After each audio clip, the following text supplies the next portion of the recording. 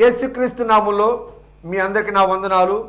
ఈ దిన వాక్య నిమిత్తము అపోస్తుల కార్యములు 2వ అధ్యాయము 8వ వచనం చదువుకుందాము. మనలో ప్రతివాడు తాను పుట్టిన దేశ భాషతో వీరు మాట్లాడటమని వినుచున్నాము, ఇదేమి? దేవునికి స్తోత్రం. హల్లెలూయా, హల్లెలూయా, హల్లెలూయా. క్రీస్తునందు ప్రియులైన సహోదరి సహోదరులారా, శాంతి టీవీలో ప్రసారం అవుతున్నటువంటి ఆయన హెచ్చవలసి ఉన్నది అనేటువంటి అనుదిన ఆత్మీయ కార్యక్రమ వీక్షకులారా, అప్పుడప్పుడు వీక్షించేవాళ్ళు కావచ్చు, అనుదినం వీక్షించేవాళ్ళు కావచ్చు, రెగ్యులర్ ఇర్రెగ్యులర్ వ్యూయర్స్ అందరికీ మీ అందరికీ నా హృదయపు లోతులో నుంచి మీ ఆత్మీయ సహోదరునిగా, మీ ఆత్మీయ కుమారునిగా, మీ ఆత్మీయ స్నేహితుడిగా మీ అందరికీ శుభాలు వందనాలు తెలియజేస్తున్నాను. దేవునికి స్తోత్రం. నా పేరు సంతోష్. ఇప్పటికే మీరు చాలామంది నన్ను ఎరిగి ఉంటారని నేను భావిస్తున్నాను. నేను ఒక చిన్న పరిచయం జరిగిస్తున్నాను. గిడియోన్ ఫెలోషిప్ ఇంటర్నేషనల్ అనేటువంటి GFI అనేటువంటి సహవాసంను నడిపిస్తూ ఆయా ప్రాంతాల్లో పరిచయం చేస్తూ సాగుతున్నాను. నా కొరకు మీరు ప్రార్థించండి, మీ కొరకు నేను ప్రార్థన చేస్తూ ఉన్నాను. ఈ కార్యక్రమం మీకు ఆశీర్వాదకరంగా ఉన్నట్లయితే నేడే మీరు మాకు సంప్రదించాల్సిందిగా కోరుతున్నాం. ఇదంతా ఎక్స్పోజిటరీ ప్రీచింగ్ టైప్లో, అనగా వివరణాత్మకమైన ప్రసంగం లాగా, టాపికల్ కాకపోయినప్పటికీ కూడా ఎక్స్పోజిటరీ ప్రీచింగ్ టైప్లో దీన్ని వచనం వెంబడి వచనము, లేకపోతే కొన్ని వచనాలు స్కిప్ చేసి కొన్ని వచనాలు మరలా కవర్ చేసుకొని ఇలా మనం చెప్పడానికి, చెప్పుకోవడానికి, అర్థం చేసుకోవడానికి ప్రయత్నం చేస్తున్నాం. ఎవరన్నీ బోధించినప్పటికీ కూడా, ఎవరు ఏ భాషలో బోధించినా, ఎక్కడ బోధించినా కానీ పరిశుద్ధాత్మ దేవుడు మనకు ఒక అవగాహన కలిగించాలని కోరుకుంటున్నాను. ఈ సమయంలో మనము దేవుని మాటలు ధ్యానించుకుందాం. దేవుని స్తోత్రం. హల్లెలూయా. మీ కుటుంబంలో ఎవరైనా అనారోగ్యంతో ఉన్నట్లయితే వారిని ప్రత్యేకంగా ప్రభు సన్నిధి తీసుకొనండి, ప్రార్థన చేస్తాం. సమయోచితమైనటువంటి సహాయము దొరికేటువంటి ఒక చోటు దేవుని సన్నిధి. కాబట్టి సమయోచితమైన సహాయం దొరికేటువంటి, సమయోచితమైన శక్తి దొరికేటువంటి, సమయోచితంగా ధనము దొరికేటువంటి, సమయోచితంగా ఆహారం దొరికేటువంటి, ఇంకా ఏదైనా కానీ అన్నీ మనం సమయోచితమైన సహాయాన్ని కృపాసనము దగ్గర, థ్రోన్ ఆఫ్ గ్రేస్ దగ్గర మనం పొందవచ్చు. స్తోత్రం. హల్లెలూయా. సమయంలో దయచేసి కళ్ళు మూసుకోండి, చిన్న ప్రార్థన చేసుకొని కార్యక్రమంలో ముందుకు సాగుదాం. స్తోత్రం, స్తోత్రం, స్తోత్రం, స్తోత్రం, స్తోత్రం, స్తోత్రం, స్తోత్రం. పరిశుద్ధమైన మా దేవా, మహోన్నతుడా, మహాగణుడా, మీ నామాన్ని స్తుతిస్తున్నాం. మీరు మాకు ఇచ్చిన మంచి దినము కొరకే మీకు వందనాలు చెల్లిస్తున్నాం. ఈ మంచి దినాన్ని మనం స్తుతిస్తూ, కొనియాడుతూ, ఆరాధిస్తూ మీ పాద పద్మములమై పడుతున్నాం. మీ కుమారుడు మా రక్షకుడైనటువంటి యేసుక్రీస్తు నామములో మీ కృపాసనాన్ని సమీపిస్తున్నాం. మీ వద్ద నుంచి మేము ఎక్కడికి వెళ్ళగలము? మీరు సహాయం చేయకపోతే మేము ఎక్కడి నుంచి సహాయం పొందగలం? ప్రభా, ఈ సమయంలో మిమ్మల్ని స్తుతిస్తున్నాం, స్తోత్రిస్తున్నాం. ప్రభా, 1000 నోళ్లతో స్తుతించినా కానీ నీ రుణాన్ని మేము తీర్చుకోలేము. అది వాస్తవమే. వేలాది నదులంత విస్తార తైలం ఇచ్చినా కానీ, ఇంకేదైనా చేసిన వేలాది పొట్టేళ్ళని ఇచ్చినా కానీ మీకు ఇంకా మేము రుణపడి ఉంటాం. మీరు చేసినటువంటి ఆ ప్రాణత్యాగం అటువంటి విలువని. స్తోత్రం. ఆయన ఈ సమయంలో మీ మాటలు వినడానికి మీ బిడ్డలు అక్కడక్కడ కూడుకొని ఉన్నారు. మీ మాటలు వినడానికి ప్రభువా, కొంతమంది టీవీ సెట్ల ముందు, కొంతమంది యూట్యూబ్లో, శాంతి టీవీ నెల్లూరు ఛానల్ ద్వారా వాళ్ళు చూస్తున్నారు. అందరూ బట్టి మీకు వందనం చేస్తున్నారు. ఈ సమయంలోనైనా అనారోగ్యంగా ఉన్నటువంటి బిడ్డలు మీ చేతిలో సమర్పిస్తున్నాం. ఈ యాక్సిడెంట్లకు గురై కోలుకుంటున్న బిడ్డల కొరకు ప్రార్థన చేస్తున్నాం. ఆ శాంతినగర్ 6వ వీధిలో షఫీబాయ్ అనేటువంటి ఒక సోదరుడు, అనే యాక్సిడెంట్ జరిగి చెయ్యి ఫ్రాక్చర్ అయింది కనుక ఆ సోదరుడు క్రైస్తవేతరుడు అయినప్పటికీ కూడా ప్రార్థించమని కోరాడు కనుక, ప్రభు దయ వలన నేను బాగానే ఉన్నానని చెప్పాడు కనుక ఆ బిడ్డ కొరకు మేము ప్రత్యేకంగా ప్రార్థన చేస్తున్నాం. ఆయన గాయములు మానపల్లి సంపూర్ణమైన స్వస్థలను నడిపించండి ప్రభు. దేవా, మీకు వందనాలు చేయిస్తున్నాను. ఇంకా నాయన వేరు వేరు సమస్యలతో బాధపడుతున్న వారు ఉన్నారు, వారందరినీ మీ సంఘానికి చేస్తున్నాం. సోదరుడు మనోజ్ కొరకు ప్రార్థన చేస్తున్నాం. సనత్ కుమారి సిస్టర్ గారి కొరకే మీకు వందనం చేస్తున్నాం. మానసికంగా కుంగుబాటుకు గురైన వారందరి కొరకు మీ సంఘానికి చూస్తున్నాం. మరి ముఖ్యంగా నాయన కొంతమందికి ధనాన్ని ఇచ్చి మళ్ళీ తిరిగి పొందుకోలేక దాని విషయమే నలిగిపోతూ దీన్ని ఎలా చెల్లించాలని ఆలోచిస్తున్న వారు ఉన్నారు, వారందరినీ మీ సంఘాన్ని చేస్తున్నాం. ప్రభా, మీకు వందనం చేస్తున్నాం. తీసుకునేటప్పుడు తగ్గ తీసుకుంటారు, మళ్ళీ తిరిగి ఇవ్వడానికి కష్టపడుతున్నారు. ఆర్థికంగా నలిగిపోతున్న వాళ్ళు ఉన్నారు, ఆర్థికంగా నలిగిపోతున్న మీ సేవకులు కూడా ఉన్నారు, వారందరినీ మీ సంఘాన్ని చేస్తున్నాం. ఈ దినాల్లో ఒక ఫైనాన్షియల్ మిరకిల్ మీరు జరిగించమని అనుకుంటున్నాను. మా పిల్లల ఫీజుల విషయాలను, ఇతర విషయాలను మీ కార్యం జరిగించండి. తండ్రి మీకు వందనాలు చేస్తున్నాను. సమయంలో మమ్మల్ని అందరినీ మీ చేతిలో సమర్పిస్తాం. మాతో మాట్లాడండి, మమ్మల్ని బలపరచండి, మమ్మల్ని దర్శించండి, మా కన్నీరు తుడవండి. ఒకరి తల్లి ఆదరించినట్లుగా నేను మిమ్మల్ని ఆదరిస్తానని మీరు చెప్పాను. మమ్మల్ని ఆదరించి మీరు పని చేయమని అనుకుంటున్నాను. యేసు నామములోనే ప్రార్థించగలుగుతున్నాం పరమ తండ్రి, ఆమేన్. దేవునికి స్తోత్రం. మీ అందరికీ వందనాలండి. నిన్నటి ఎపిసోడ్లో అపహాసకులైనటువంటి కొంతమంది ఆచారాలను ఆచరించడానికి పెంతెకోస్తు పండుగ ప్రతిసారి తిరణాలలాగా వచ్చి 4 రోజులు 5 రోజులు అయితే కొన్ని రోజులు అక్కడ గడిపి తిరిగి వెళ్ళాలి అనుకుంటున్న వాళ్ళు, పెంతెకోస్తు అనేది చాలా ప్రాముఖ్యమైన పండగ. దూర దూర ప్రాంతముల వాళ్ళు, చెదిరిపోయినటువంటి వాళ్ళు, సుమారు 14 వర్గాలుగా ఉన్నటువంటి వాళ్ళు, 14-17 వర్గాలుగా ఉన్నవాళ్ళు, అనగా అపోస్తుల కార్యములు 2వ అధ్యాయములో ఇంచుమించు 9వ వచనము నుంచి 11వ వచనం వరకు, అనగా ఇంకా చెప్పాలంటే పార్తీలు మొదలుకొని అరబీలు వరకు ఉన్నటువంటి వేరు జనాంగాల వాళ్ళు. భూమి మీద ఉన్నది ఈ జనాంగాలు మాత్రమే అని నేను అనలేదు. అక్కడ ప్రస్తావించబడిన వారు సుమారు 17 గ్రూపుల వాళ్ళు ఉన్నారు. ఇంకా ప్రస్తావించబడని వాళ్ళు ఉన్నారు. జస్ట్ ఎగ్జాక్ట్గా వాళ్ళు ఎవరు ఆ గ్రూపులను హైలైట్ చేయడం కాదు, ఆ గ్రూపుల వాళ్ళు కూడుకున్నారు, వాళ్ళ మధ్యలో ఏం జరిగిందని చెప్పడమే పరిశుద్ధాత్మ యొక్క ఉద్దేశం. కొన్ని చారిత్రాత్మకమైన విషయాలు చెప్పడానికి కాదు లూకా గారు ఈ విషయం రాసింది. చారిత్రాత్మకమైన విషయాలు ఉంటాయి, జరుగుతుంటాయి, మనం చదువుతుంటాం, వింటుంటాం. కానీ దైవ కార్యం చారిత్రాత్మకమైన విషయానికి ఒక డేట్, ఒక పరిమితం, ఒక లిమిట్ ఉంటుంది. కానీ దైవికమైన కార్యానికి ఒక డేట్ అంటూ ఉండదు. జరుగుతుంది, మళ్ళీ జరుగుతుంది, మళ్ళీ జరుగుతుంది, డేటెడ్ ఫర్ ఎవర్ అన్నట్టుగా. దేవుని స్తోత్రం, హల్లెలూయా. నిన్న మనం ఆలోచించాం, అపహాసకులు అలాగే ఉండిపోయారా? వాళ్ళ పాపాల్లో వాళ్ళు నశించారా? వాళ్ళకి రక్షణ దొరకలేదా? యేసుప్రభు కొంతమంది యూదులను ఉద్దేశించి అన్నాడు, మీరు మీ పాపములో నిలిచి ఉంటారు, మీ పాపంలో మీరు నశించిపోతారు. అనగా మీరు పాపక్షమాపణ కొరకు రాలేదు, పాపక్షమాపణ పొందామనే ఫీలింగ్లో ఉన్నారు, భ్రమలో ఉన్నారు, భ్రాంతిలో ఉన్నారు. కానీ పాప పరిహారం జరగకుండానే పాపాలు నశించిపోతారు అని చెప్పడాన్ని మనం అర్థం చేసుకోవాలి. సరే, ఏదేమైనప్పటికీ ఈ అపహాసకులు అందరూ అపహసిస్తేనే రక్షించబడతారని కాదు నా మాటల కొద్ది. అపహసించబడిన వారిని సహితము ఆంతర్యములో మార్పు జరిగించగలిగిన దేవుడు. అదే రోజు వాళ్ళ అపహాసకులు, అదే రోజు వాళ్ళ ఆరాధికులు. ఏముందిలే దీని సంగతి ఏదో తెలుసుకొని, ఈ వివాదం ఏదో చూసుకొని తర్వాత మనం మన ఆరాధన చేసుకుందాం అనుకున్నారు. వాళ్ళ యొక్క సనుగుడు కావచ్చు, గొనుగుడు కావచ్చు, వాళ్ళకి గట్టిగా మాట్లాడుకోవడం కావచ్చు, వాళ్ళ మాటలు కావచ్చు, ఇవన్నీ పేతురు చెవిన పడ్డాయి. పేతురు ఊరుకున్నాడా అంటే ఊరుకోలేదు. ఊరుకోవాల్సిన పేతురు, చెవిటివాడిగా ఉండాల్సినటువంటి పేతురు మనకెందుకు వచ్చిన గొడవ అని అనుకోలేదు. మా ప్రభు ఇప్పటికే వెళ్ళిపోయి 49 రోజులు అయింది, 7 వారాలు దాటింది. ఇక మా ప్రభు వస్తాడా? రాడా? ఆయన వస్తానంటే వస్తానన్నట్టుగా ఉన్నాడు. గలిలయ నుంచి యూదయకు వెళ్తామంటే వెళ్తానన్నాడు, వెళ్ళడానికి సిద్ధపడ్డాడు. ఆయన వస్తాను వెళ్తాను అన్నట్టు ఖచ్చితంగా వెళ్ళిపోతాడు. ఆయన కోసం వాళ్ళు ఎదురు చూస్తూ గడిపారు. తర్వాత ఆయన రాలేదు, అది వేరే విషయం. కానీ ఆయన ఉన్నాడు, సజీవుడిగా ఉన్నాడు అని మాత్రం వాళ్ళు గ్రహించారు. ఎందుకంటే 40 దినాలు వాళ్ళకి తనను తాను సజీవుడిగా కనబరుచుకున్నాడు. హల్లెలూయా. ఈ సమయంలో మనం ఆలోచిస్తున్న మాటలు, ఆ అపహాసకుల్లో జరిగిన మాట, వాళ్ళకి ఏం జరిగింది? వాళ్ళకి ఆశీర్వాదాలు వచ్చాయి, వాళ్ళకి ఫలం జరిగింది, వీళ్ళకి జరిగింది, వాళ్ళకి శాపాలు వచ్చాయని కాదు. కానీ ఒకటి, వాళ్ళు అంగీకరించబడ్డారు. They were accepted by the Lord. అతిక్రమాలను బట్టి అంగీకరించడానికి మనసు లేనటువంటి దేవుడు అతిక్రమాలకు ఒక పరిహారం, ఒక అతిక్రమాలకు ఒక అంతం పలకబడినప్పుడు, పరిశుద్ధులుగా మార్చబడ్డప్పుడు, తన స్వభావం వారికి అనుగ్రహించబడ్డప్పుడు, స్తోత్రం, హల్లెలూయా, వారికి ఆశీర్వాదాలు వచ్చాయి.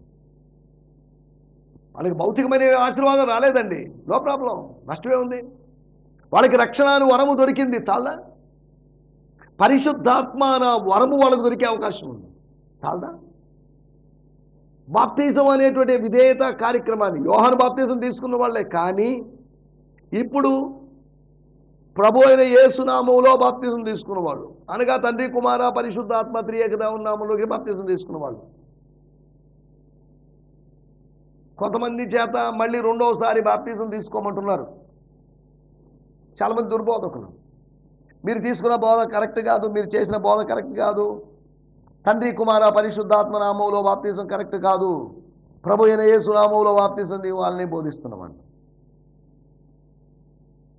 రకరకాల బోధలు ఉన్నాయి. సంఘాలను క్రైస్తవులను కలవరపరిచేటువంటి కొత్త బోధకులు. ఎవరో ఒక పాస్టర్ గారి గురించి విన్నాను, ఆయన ఇక్కడ పాస్టర్లందరూ దొంగలు అన్నాడు. నువ్వు దొరగా ఉన్నావా? నువ్వు దొరయ్యావా? ఎలా దొరయ్యావు? నువ్వు దొంగవు కాదా? నీ మారు మనసు లేదా? మారు మనసు పూర్వం నువ్వు దొంగవే కదా. అందరూ దొంగలంటే ఆయన ఉద్దేశం ఏంటో అర్థం కావలేదు. ఆయన సద్బోధకుడని, మంచి బోధకుడని ప్రజలు వెళ్తున్నారు ఆయన దగ్గరికి వెర్రిగా. ఏ భేదము లేదు, అందరూ పాపం చేసి అందరూ దొంగలే. పాస్టర్ అయినా విశ్వాసైనా అందరూ దొంగలే. దొంగలంటే మేమేం దొంగతనం చేశాం అంటారేమో. మనకి గ్రంథంలో రాయబడింది, మీరు దేవుని యొద్ద దొంగలించారు. దేవునికి ఇవ్వాల్సిన ధనము ఇవ్వకపోవడం, దేవునికి ఇవ్వాల్సిన సమయం ఇవ్వకపోవడం, దేవుడు చెప్పిన విధంగా జీవించకపోవడం, ఇవన్నీ దొంగల లక్షణాలు. అందరూ దొంగలే అన్నవాడిని మించినట్టు దొంగ మరొకడు లేడు. ఎవరండి? పరుని సేవకునికి లేకపోతే వేరొక దాసునికి తీర్పు తీర్చడానికి నువ్వెవడివి? నిన్ను అడిగారా? దేవుడు అడిగాడా? ఎవరు దొంగలో చెప్పమని చెప్పారా? ఇటువంటి బోధకులు ఆయా ప్రదేశాల నుంచి వచ్చి వాళ్ళ సొంత బోధలు కాకుండా వాళ్ళ సంస్థ బోధలు తీసుకొని వచ్చి మా బోధే కరెక్ట్ అని ప్రజల్ని మభ్య పెడుతున్నారు.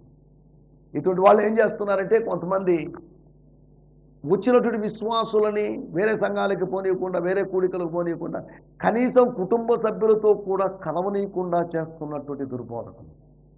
నెల్లూరులో దుర్బోధకులు ఉన్నారు. కొన్ని సంవత్సరాల క్రితం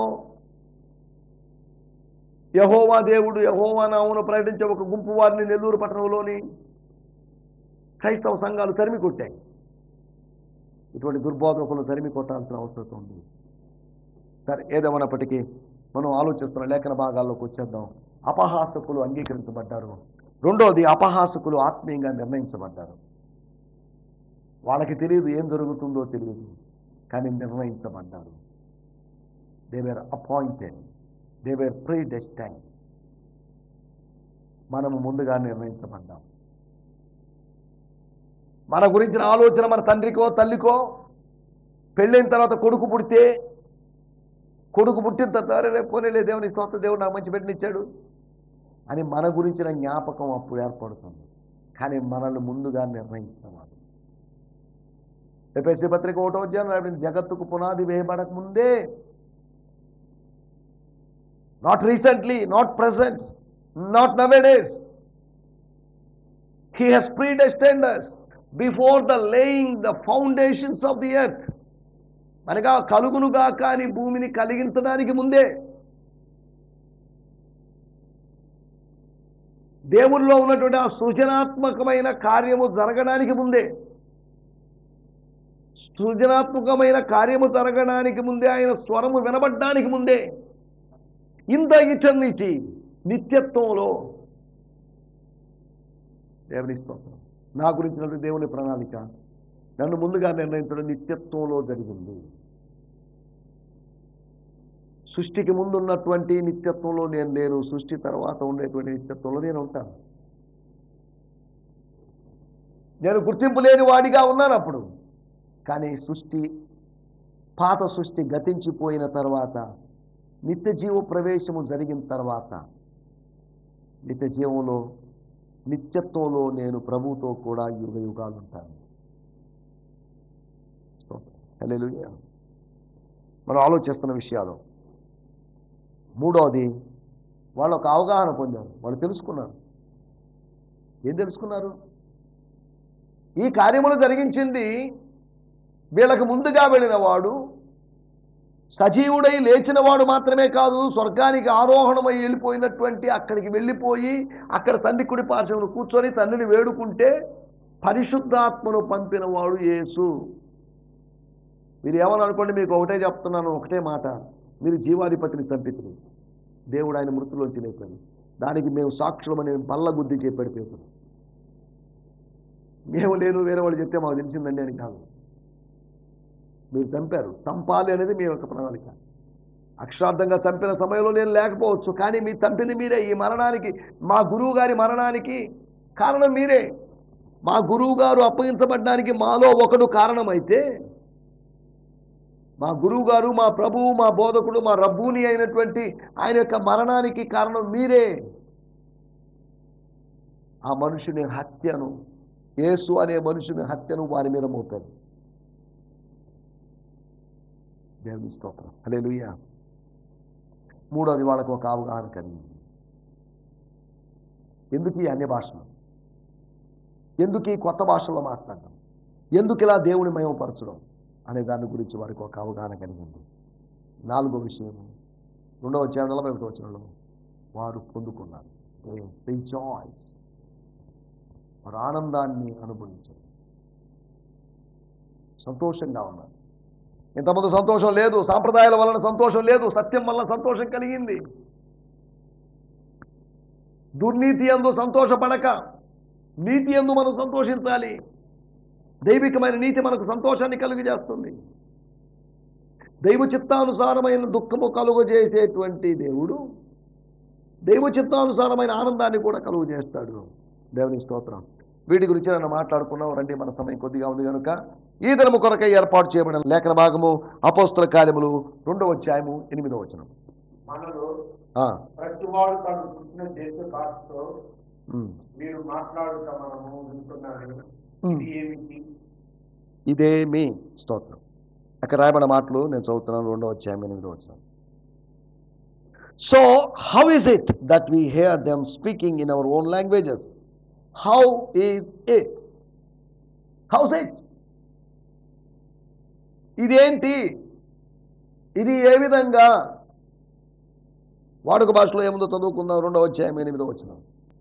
అలాంటప్పుడు మాలోని ప్రతి ఒక్కరు అతని సొంత భాషతో వాళ్ళు మాట్లాడటం ఎట్లా వింటున్నారు? స్తోత్రం.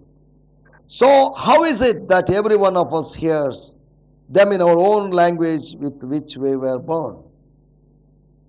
How is it? ఇదేంటి? ఇదంతా ఏంటి? ఇక్కడ ఏం జరుగుతుంది? ఇదేంటి అని చెప్పినప్పుడు ఇదేమి? ఇదేమి అంటే ఇది ప్లస్ ఏమి, ఇది ఏమి. 12వ వచనంలో రాయబడింది, అందరూ విభ్రాంతి నొంది, అనగా యెరూషలేములో కాపురం ఉన్నటువంటి, నివాసం ఉంటున్నటువంటి, భక్తి కలిగినటువంటి ప్రతి జనములో నుంచి వచ్చినటువంటి యూదులు అందరూ విశ్రాంతి నొంది ఎటు తోచక ఇదే మగును. ఇదేమిటి అన్నవాళ్ళు ఇదే మగును. ఇదేంటి? ఇది ఏమవుతుంది? ఇప్పుడు జరుగుతుంది, ఎంతసేపు జరుగుతుంది? ఇప్పుడు జరిగేది ఎక్కడ ముగుస్తుంది? ఎలా కొనసాగుతుంది? ఎంతసేపు కొనసాగుతుంది? ఎన్ని రోజులు కొనసాగుతుంది? 2వ అధ్యాయం 8వ వచనంలో ఇదేమి? What is this? How is it? ఇది ఎలాగూ సాధ్యము? మరియా జకర్యాలు అడిగినట్టు. నేనంటే ముసలివాడినండి, నా భార్య ముసలిదే, ఇది ఎలా సాధ్యం? ఏమనింది? ఎలా సాధ్యం? మాకు ఎంగేజ్మెంట్ అయింది, మాకు మ్యారేజ్ కాలేదు, పురుషుని స్పర్శను ఎరగని దాన్ని నేను, పురుషుడితో సాంగత్యము లేని దాన్ని నేను, పురుషుడితో సాంగత్యము లేకుండా పరిశుద్ధతను కాపాడుకుంటున్న స్త్రీని నేను. పురుషుడితో సాంగత్యం ఏదైనా ఉంటే ఒక్క పురుషునితో, అది వివాహము తర్వాత సాంగత్యం కొనసాగించాలనుకుంటున్నటువంటి నిష్ట కలిగినటువంటి ఒక యూదామత యమనస్తురాల్ని చిన్న బిడ్డను. ఇది ఎలాగో సాధ్యం? పురుషుని శక్తి నీ మీదకి రాలేదమ్మా, పరిశుద్ధాత్మ శక్తి నీ మీదకి వస్తుంది. దేవుని స్తోత్రం, హల్లెలూయా. పరిశుద్ధాత్మ శక్తి నిన్ను ఆవరిస్తుంది. దాని ఫలితంగా ఒక పిండము తయారవుతుంది, ఒక జైగోట్ తయారవుతుంది, ఒక సంయుక్త బీజకణము తయారవుతుంది. లేదు, మనం ఆలోచిస్తున్నట్టు విషయాలు ఇదేంటి, ఇదేమి, how is it or what is this, ఇదేమి అన్నటువంటి కొన్ని సందర్భాలను నేను మీకు త్వరగా జ్ఞాపకం చేయబోతున్నాను. ఇదేమి అంటున్నప్పుడు ఏం అర్థం కాని పరిస్థితి, పర్ప్లెక్సిటీ అనగా విభ్రాంతి నొందినటువంటి స్థితి, ఒక డైలమా, ఒక సందిగ్ధావస్థ, ఒక మీమాంస. దేవుని స్తోత్రం. 2వ అధ్యాయం 8వ వచనం మనం మూలవాక్యం కనుక చదవాల్సిన అవసరం లేదు. దేవుని కార్యము జరిగినప్పుడు, యోవేలు ప్రవక్త ద్వారా చెప్పబడింది జరిగినప్పుడు, యోవేలు ప్రవక్త ద్వారా చెప్పబడిన సంగతి ఇదే. ఇదేమి, ఇదేమగును అన్న వాళ్ళకి ఇదే అని సమాధానం ఇచ్చాడు. మీ ప్రశ్నలకి, మీ యొక్క ఆందోళనకి, మీ యొక్క కలవరానికి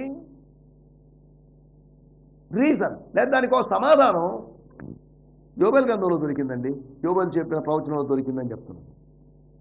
దేవుని కార్యాన్ని గురించి వాళ్ళు ఇదేమి అని మాట్లాడుతున్నారు. వాట్ ఈస్ అన్ని జనులకు అర్థం కాని దేవుని కార్యాలు మన మధ్యలో జరుగుతున్నప్పుడు వాట్ ఈస్ దిస్, క్రిస్టియానిటీకి ఏమవుతుంది, దేవుని బిడ్డలకు ఏమవుతుందని ప్రజలు ఆలోచిస్తారు. ఇది ఏంటని మీరు ఎప్పుడైనా ఆలోచించారా? ఇది ఏమగునో అని చెప్పేసి ప్రజెంట్ ఆందోళన కాకుండా ఫ్యూచరిస్టిక్ యాంగ్జైటీలో, సారోలో ఉన్నారా?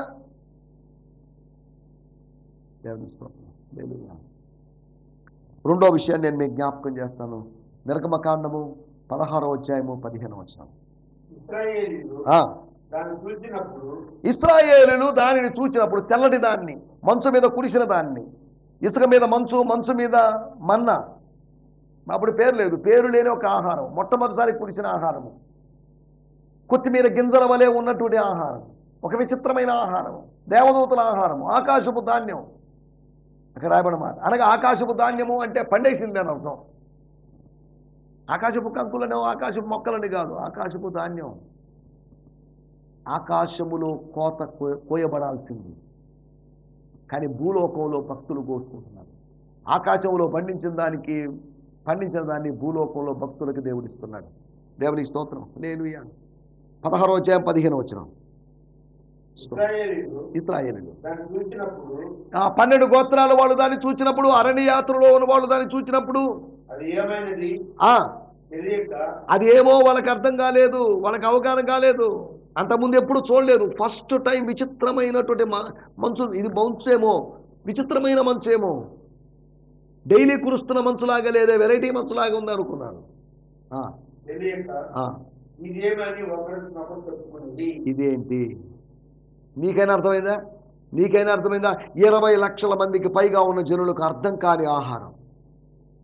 ఈ రోజులో పురుషులకి ఆహార పదార్థాల్లో దాగి ఉన్న ఎలిమెంట్స్ గురించి అర్థం కాకపోవచ్చు, కానీ స్త్రీలైతే చెప్పగలరు, కాస్త శనగపిండి వేసారు, కాస్త బియ్యం పిండి వేసారు, కాస్త మైదా ఉంది సాగడాన్ని బట్టి అని ఏదో ఒకటి చెప్తున్నారు వాళ్ళు.